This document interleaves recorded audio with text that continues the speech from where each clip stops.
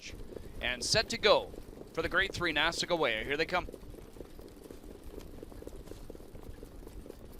They're off and pacing. And leaving quickly outside, Jamieson with Till the Cows Come Home.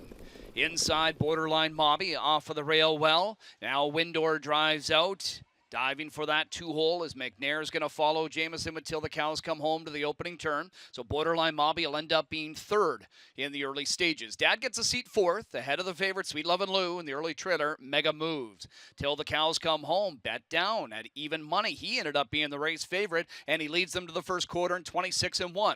So into the backstretch they go. It's Till the Cows Come Home with Windor, but out and rolling from fourth. Third, now second. Here's Dad surging up on the outside and set to go past leader Till the Cows Come Home. So we've got a change up front. It's now Dad controlling the pace with Till the Cows Come Home on his back second. Windor third. Borderline Mobby in fourth. Sweet Lovin' Lou tracks from fifth. He's got one beat. It's Mega Moves.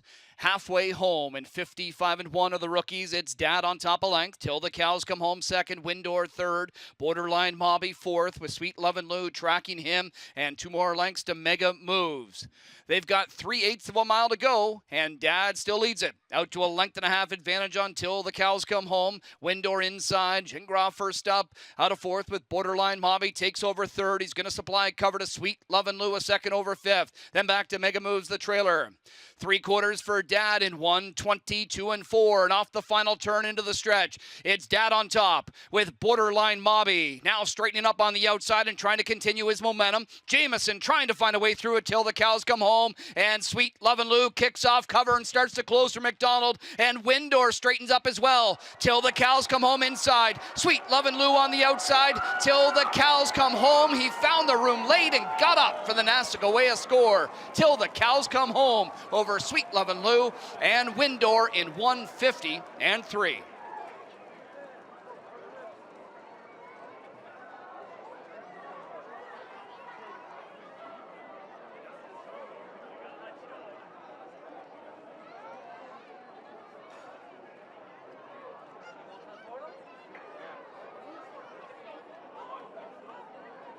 Up on the outside and trying to continue his momentum. Jamieson trying to find a way through it till the Cows Come Home. And Sweet Lovin' Lou kicks off cover and starts to close for McDonald. And Windor straightens up as well. Till the Cows Come Home inside. Sweet Lovin' Lou on the outside. Till the Cows Come Home. He found the room late and got up for the Nassagaweya score. Till the Cows Come Home over Sweet Lovin' Lou and Windor in 1:50-3.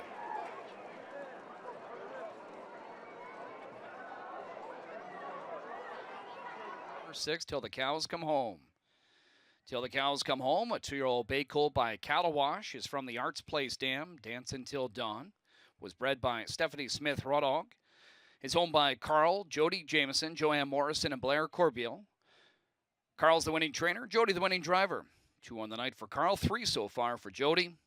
Second victory of the season in this rookie campaign for Till the Cows Come Home, where he's 2 for 5. Tonight steps to a lifetime best 1:50-3 as he captures the Grade 3 Nassagaweya. Making the trophy presentation is our race secretary, Mr. Jim Gillespie. Till the Cows Come Home captures a stake score here in the Nassagaweya, doing it in a lifetime best here for winning driver Jody Jamieson and winning co-owner as well. And, you know, Jody, before we get into the trip, I mean, this was a colt who your dad mentioned earlier on in the season, before he actually raced his first career start, that you picked this guy out. What was it about this guy that stood out to you before he hit the sales ring? Well, he's a typical great-looking horse. Like, we walked over to him at... now I can't think of the girl's name, Sanina and Stephanie there in Ohio. We walked over to their consignment in Lexington. Sorry, ladies, I'm at a loss of words here, but and he was just like a perfect individual. And we had heard that the Stacys were there before. We heard Fellows was there before. All the top Canadian guys were there looking at him, and everybody liked him. We just got lucky enough and liked him a little bit more when the hammer dropped. I said we only probably had one more bid in us, and we were about 10 or 15,000 over budget at that point. But you know, when the hammer dropped, we had tons of partners on him, Dad and I, and Larry and Joanne Morrison, and then Blair Corbeil and Erna Corbeil got in for a piece. And you know, it's been a rough couple of weeks, John, with this horse, to be honest. I mean, last week I warmed him up and he had a sore foot. He must have banged it in the field because nothing ever came out of it, and he raced the way he did tonight. So he's obviously got some tact. He's got some guts, And like, you know, the cattle washes are showing up this year, and I couldn't be more proud of this horse. Like to leave 26-1, out, you know, 2.5 weeks, and then have pace finishing, and just I'm just really proud of him.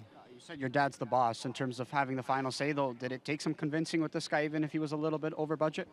No, I mean, at the end of the day, I mean, we trained this horse down all year, and he wasn't the greatest trainer, which sometimes is a blessing in disguise, and until he got to the gate, and then he just flipped the switch and started taking off.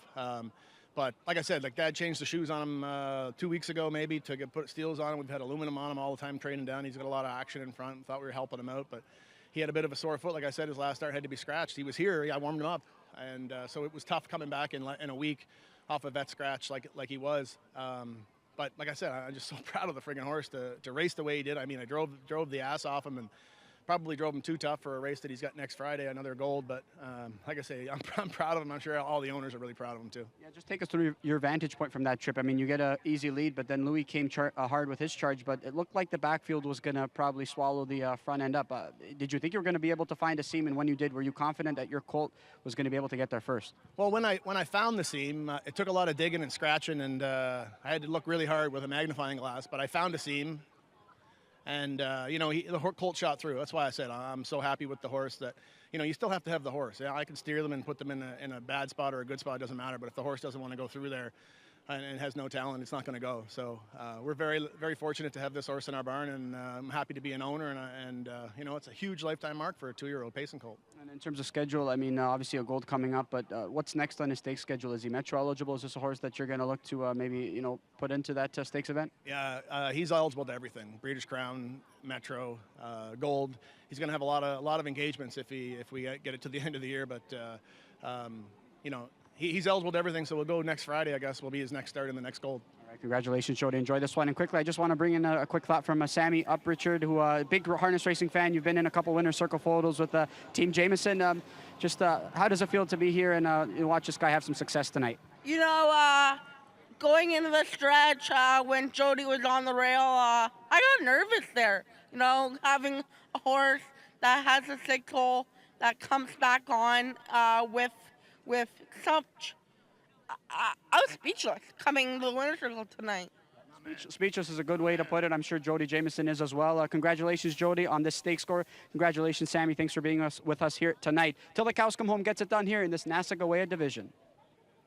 The 8,335.70 moving on. 6:07.60.